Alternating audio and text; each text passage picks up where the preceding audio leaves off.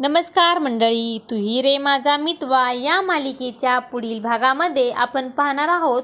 Doctor हे ईश्वरीला लवकरात लवकर ऑपरेशनचे पैसे भरायला सांगतात आणि तेव्हा ईश्वरी बोलते, सर आम्ही आजच ऑपरेशनचे पैसे भरतो. आणि डॉक्टर बोलतात, पैसे भरल्यानंतर सांगा, आपण लगेच ऑपरेशन करूयात. असे बोलून डॉक्टर तिथून निघून जातात. तेव्हा आई ही ईश्वरीला बोलते, ईश्वरी बाबांचे ऑपरेशन झाल्यानंतर बाबा हे पहिल्यासारखे नीट होतील का गं? तेव्हा ते सर्वजण अतिशय भावूक झालेले असतात. त्यानंतर आपण पाहतो, नम्रता ईश्वरीला बोलते, गणपती बाप्पाची पालखी येणार आहे.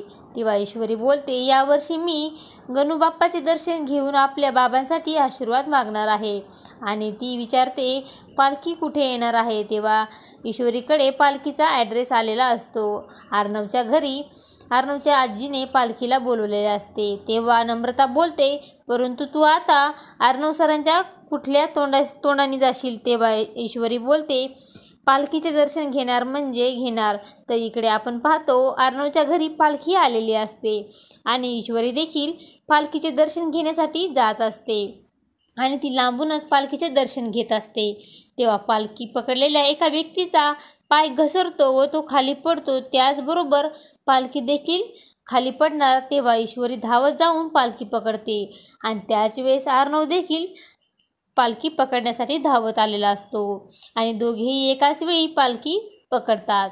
आणि तेव्हा दोघे एकमेकांच्या अतिशय जवळ आलेले असतात. तेव्हा दोघे एकमेकांकडे पाहू लागतात. आता पुढे येणाऱ्या भागामध्ये अर्णव आणि ईश्वरीला गणू बाप्पाने एकत्र आणले नाही असेल का, हे पाहणे अतिशय रंजक ठरणार आहे. तुही रे माझा मितवा या मालिकेचे सर्व अपडेट पाहण्यासाठी आपल्या चॅनलला लाईक करा, शेअर करा आणि सबस्क्राईब करायला विसरू नका. धन्यवाद.